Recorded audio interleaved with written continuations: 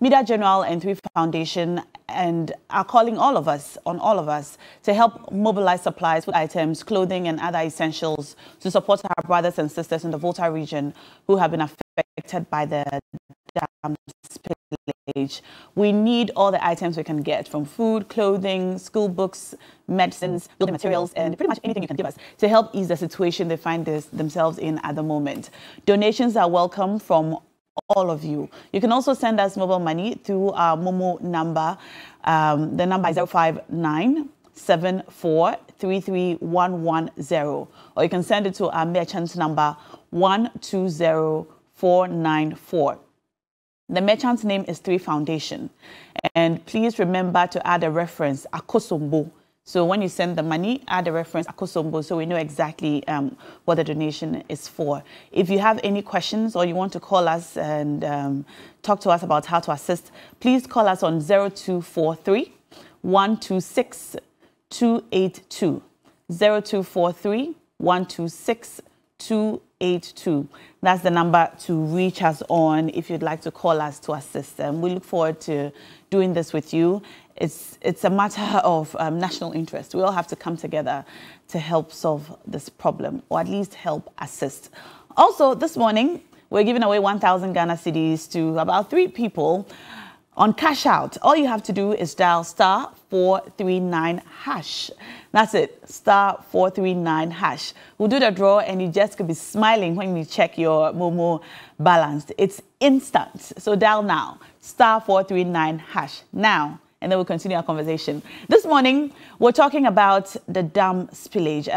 We had news from the Ghana Meteorological Agency. They're saying that the Volta, Eastern and Greater Accra regions should expect more rains from tomorrow and the coming days. And so that's a problem. So we've been informed that the Office of the Ghana Meteo are saying that more rains are coming in the coming days, and the general public need to be guided by these forecasts. So basically, it's not ending. Perhaps it's only just beginning. Now, let's take a look at the story, and then when we come back to the studios, I will introduce you to my guests, and then we'll start our conversation. Stay tuned.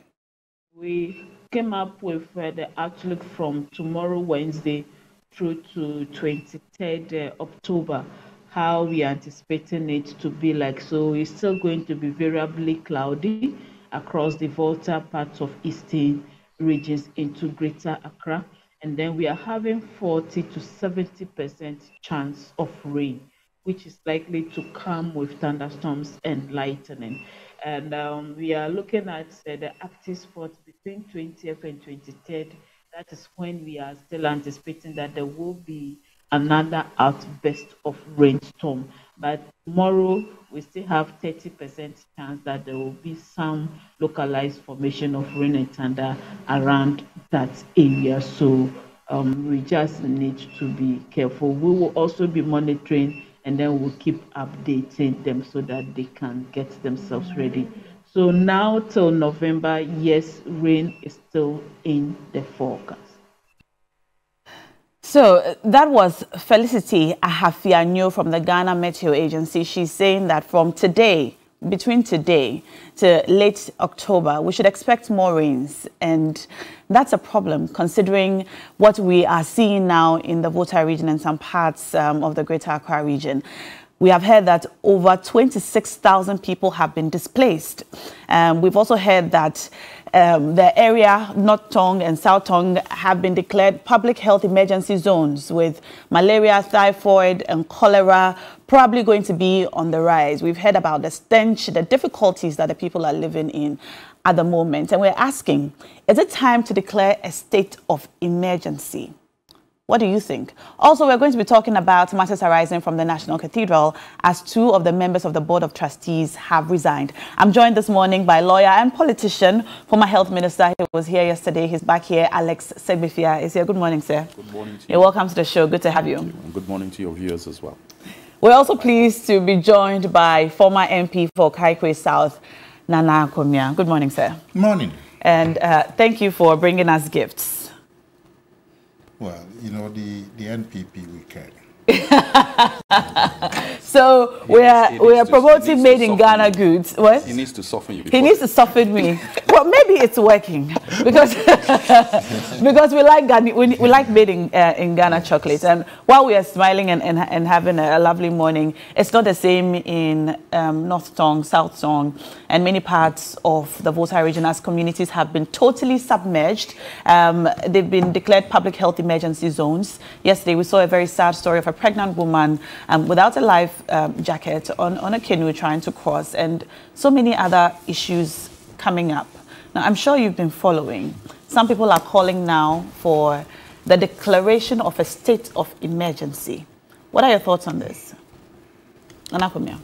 Oh, thank you, Shoko, and a good morning to your audience and my good friend, my former boss, whom I haven't seen in a long time. Yes, the situation in the lower Volta, it's a very dire situation. All of us know in the last 2 weeks, we have talked about nothing else.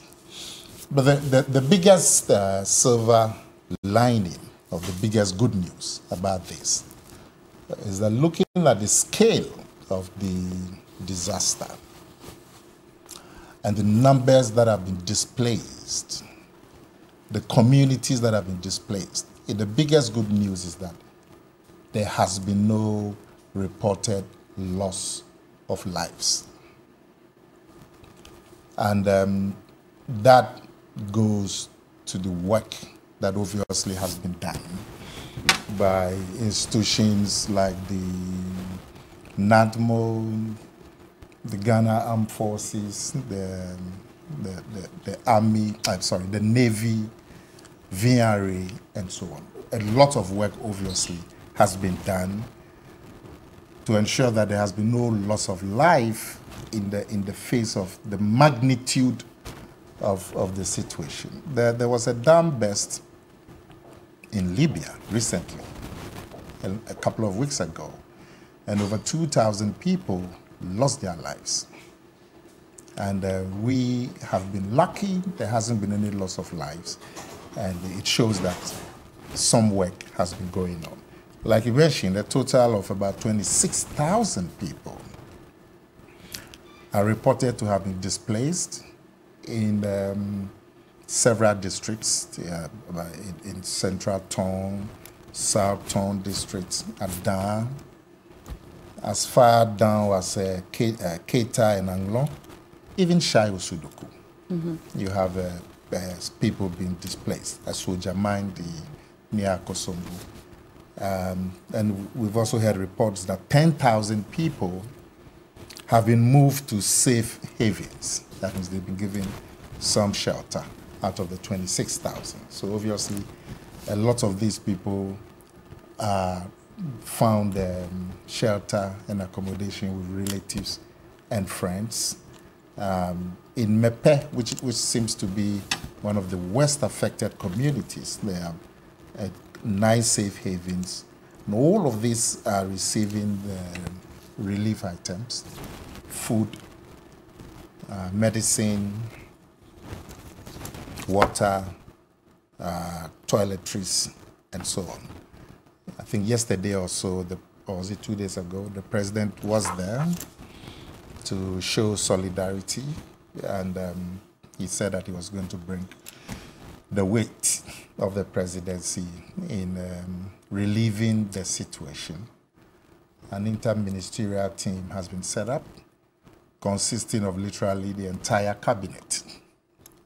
Ministry of Health, Ministry of Roads, Agriculture, all of them have been set up specifically to coordinate work. And going forward, the efforts that have been made so far have to be intensified. The provision of relief items, food, clothing, more and more shelter, safe havens, sanitation, medicine, we have to intensify. There has to be a big national effort. You think it's time to declare a state of emergency?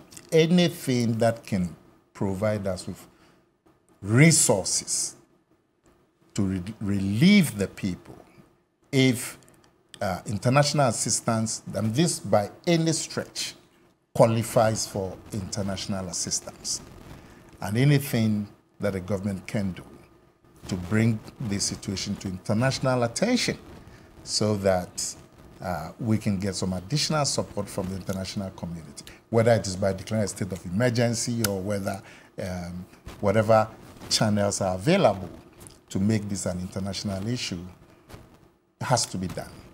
Because at the moment, these Ghanaians are in terrible distress, and all our efforts should be to relieve their situation. Post the flooding, nobody can be sure when the flooding is going to stop, because the water levels behind the dam are still at a level that are dangerously high. And so we expect that the flooding would go on for quite some time. Post the flooding, the rehabilitation of the people, the resettlement, the properties that have been lost, livelihoods that have been lost, farming that have been destroyed. There's going to be a huge effort to rehabilitate. So this is not going to be a couple of days affair. I'm looking at the next 6 months of national efforts, hopefully international assistance to get the situation under control. I'm glad you mentioned resettlement. There have been some calls for the government to consider resettling the displaced people in the Saglemi housing project. Have you heard?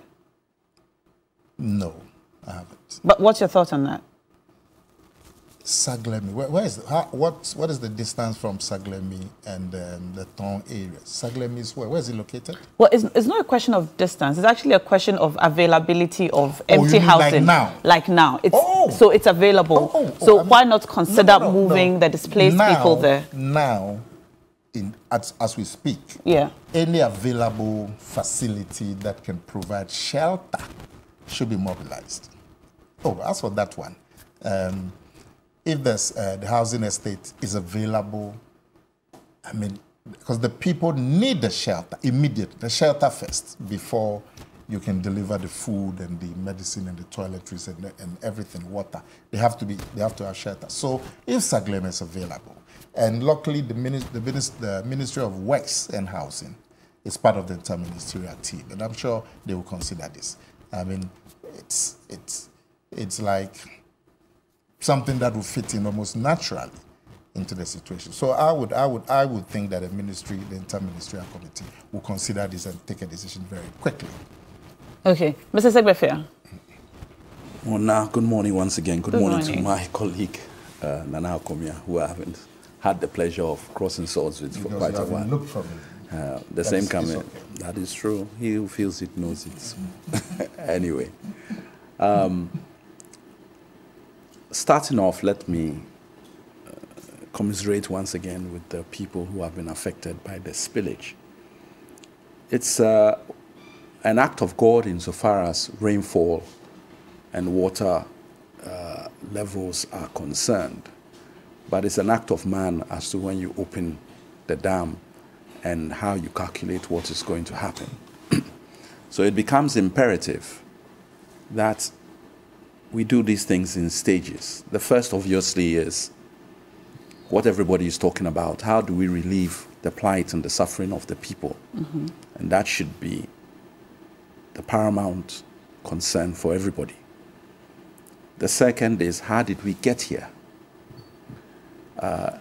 Dams, even from the Burkina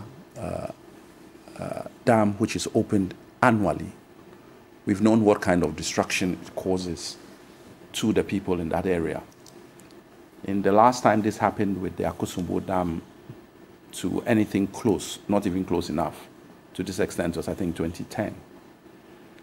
I had the pleasure of speaking with, or being on a chat show with one of the gentlemen who works with VRA, one of the engineers. And they had actually carried out a simulation earlier this year in the belief that there was the possibility of this happening at some point. The question is, how far did they anticipate or should they know?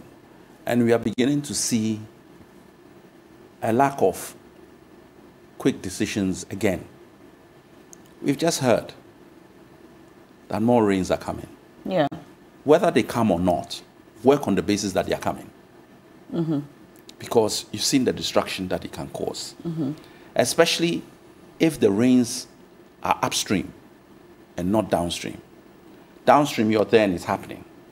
But when it's upstream, it accumulates behind the dam, they'll open, and then it comes in a different format. So none is good at this stage, but it even gets worse when the tributaries that are feeding into the dam are actually getting more rainfall. The belief was that the dam was opened on the 15th of September, and it was hoped that possibly by the end of October, they may be able to shut it down or shut close the taps of the spillage and regularize it. It may not be the case, because if we are expecting rainfall at this stage, even by the time the rains stop, all the rain that is upstream will still be coming down into the dam. And once there's a certain level, they must keep that the valves or the taps open, if I can put it that way. So it doesn't look like this is going away anytime before possibly the middle of November, where some sanity may be restored. And that is a major concern. And therefore, I don't think there's any harm in declaring a state of emergency now, so that at least everybody wakes up to the position that we are in. Yes, I agree with Nana Akomia that fortunately there hasn't been any fatality that we know about. But let's not wait for it. Let's make sure that we stay where we are in terms of lives. And then there's a serious health risk in the background looming, which cannot be overlooked. Mm-hmm. So there are real serious issues, apart from food, clothing, and shelter, which are the immediate ones for now. And if we don't address it, then we'll have problems. Then there's the third line, which is, okay, what do you now do to prevent such a thing happening ever in the future, or to the extent that it happens? Because there's always a gap, normally of anything up to 5 to 10 years, sometimes more, between these occurrences. It's kind of people forget. But with climate change, we may have a lot more of these occurrences happening now, more so than before. And we'll take it from there. What's the advantage, if there's ever an advantage, is that we can rely more on hydropower now and less on fuel, which is more expensive. But it also depends on the type of contracts we have, etc. So that's where we are. But you're former health minister. Yes. What are your thoughts on this? The regional director of public health, Dr. Sananu, yesterday said that the North Tong and South Tong districts have been declared a public health emergency zone because of cholera, typhoid, malaria. We're told that some of the facilities submerged underwater now are mortuaries, cemeteries, hospitals, and so on. Is the Ghana Health Service properly positioned to be able to handle a possible public health crisis, in your opinion? Well, waterborne diseases are going to be on the rise, and everybody has to be alive to it. The water cannot be used in any shape, form, or form. It's totally contaminated for all the reasons you've mentioned. And some of it is going to go into areas of stagnation. And in those areas, once you have stagnation, you'll get mosquitoes. So that brings its own headache in terms of the malaria and other diseases you've mentioned. Cholera would be necessarily on the rise in those areas, if not monitored closely, and as well as typhoid. and a few others that are not mentioned on an everyday basis. So it is increasingly clear that we have a major public health scare on its way.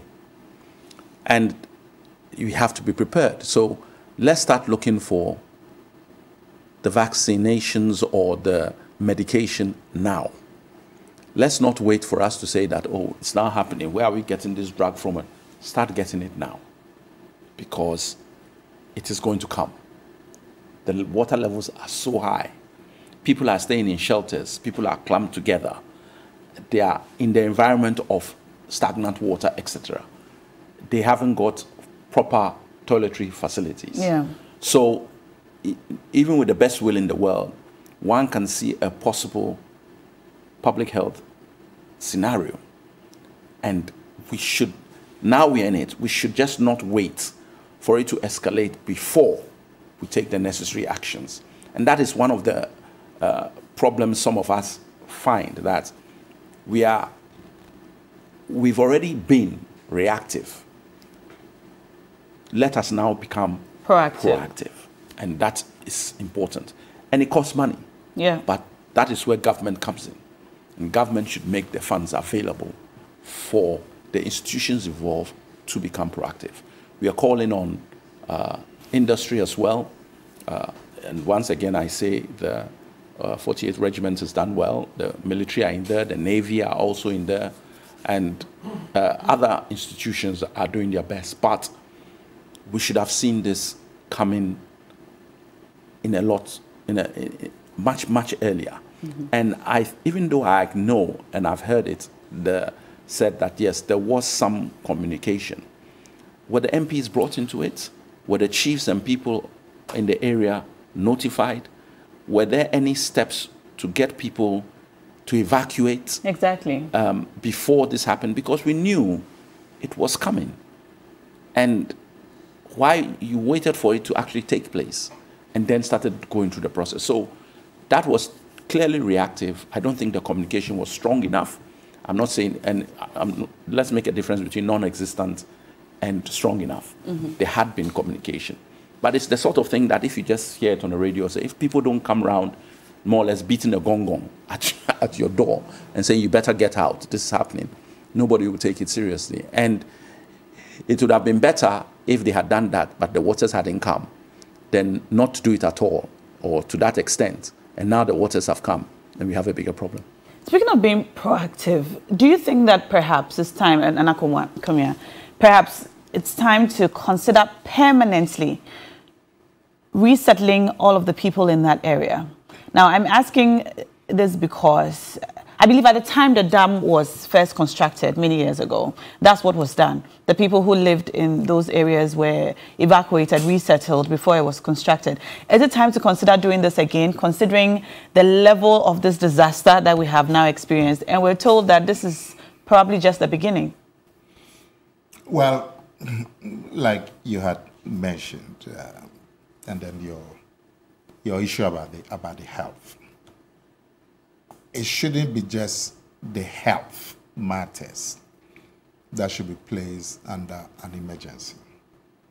Every activity should be organized on an emergency basis in this occasion. Mm-hmm. The supply of food, the supply of shelter, we're talking about looking as far as the housing,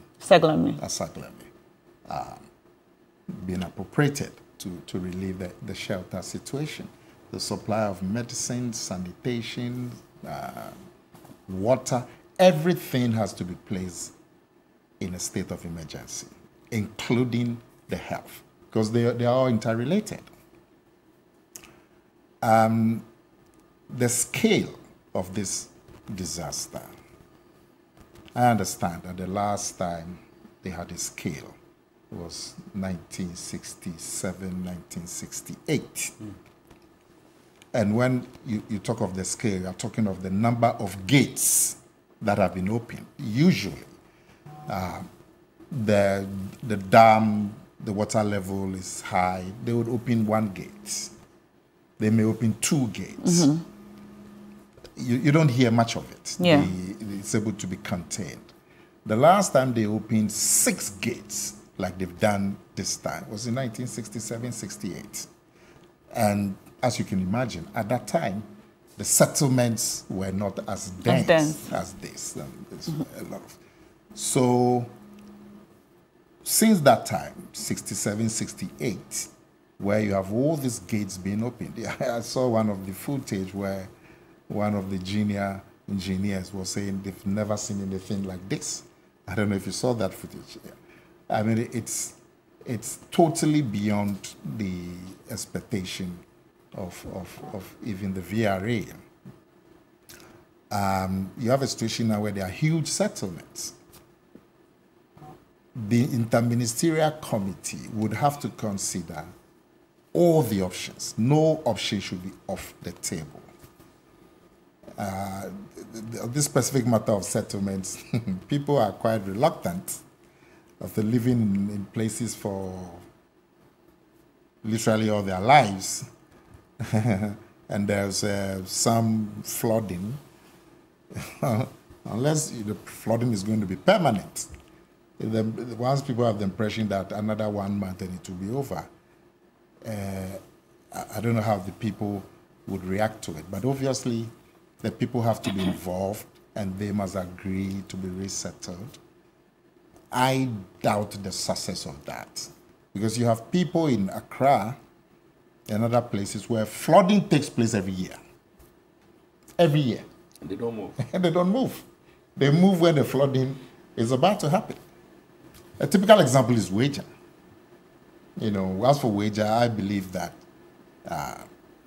those of them with permits should be resettled, because they have permits, whether acquired wrongly or rightly, they have permits. But those of them without permits really should be moved. I mean, those houses and so on. So you think it might be difficult to convince people to be resettled? If the people, I'm saying no option should be off the table. Okay. But in the matter of resettlement, people are really attached to, I can tell you, my hometown, where I come from, in Sutem, it's now a big town in the Fantiakwa district of Achim, Ebuakwa. In the 1960s, there was a rainstorm. Totally destroyed the village. And the government at that time, the Dr. Buzio's government, decided to resettle the people.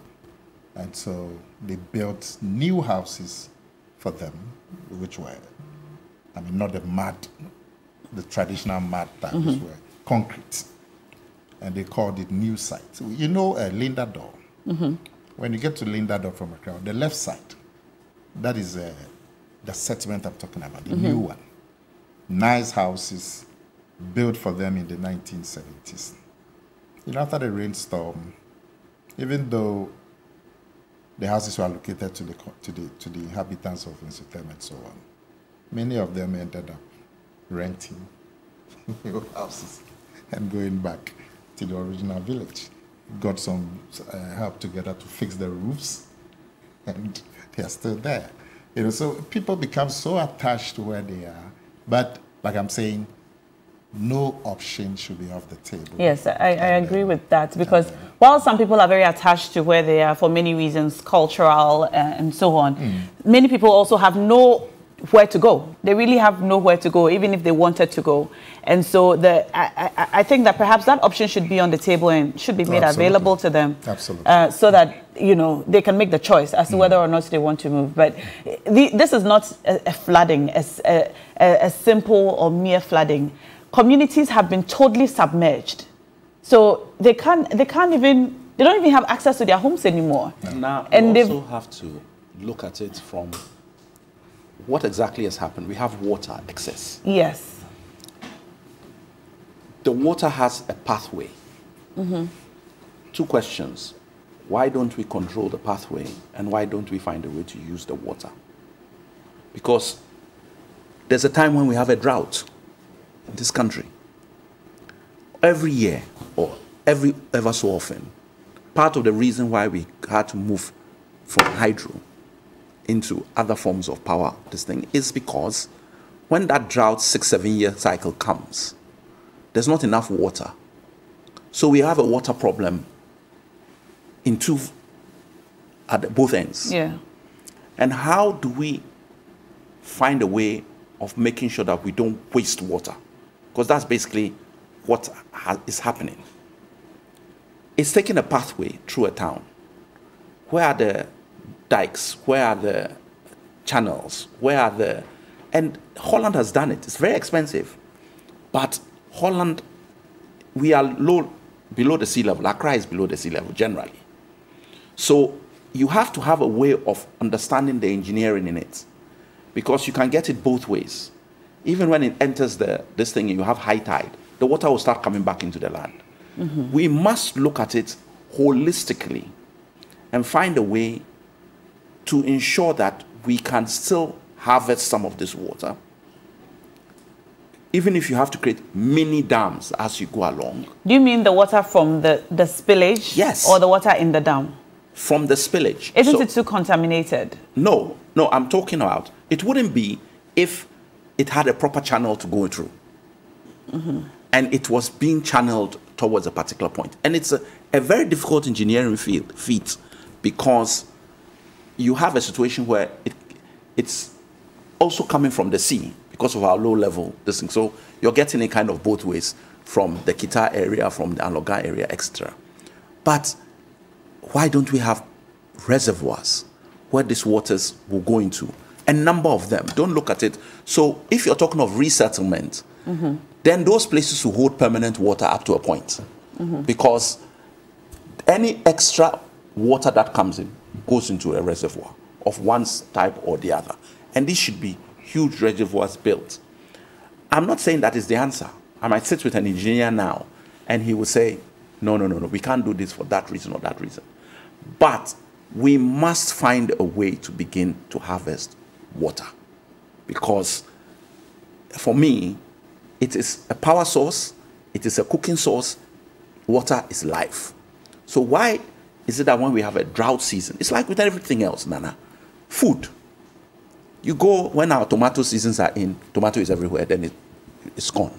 We do not find a way of storing it. Mangoes, oranges, watermelons, seasonal bumper harvest. You get to out of season, you can't find it, the price is high. So across the board, and water is no exception. We must now stop, and that's why I said there should be a long-term program. We have the emergency now, let's deal with it. But people should start sitting down and bring in intellectual power in this one, international power into this. How did you do yours? What happened? What if this is going to take us 20 years to achieve because of the costing?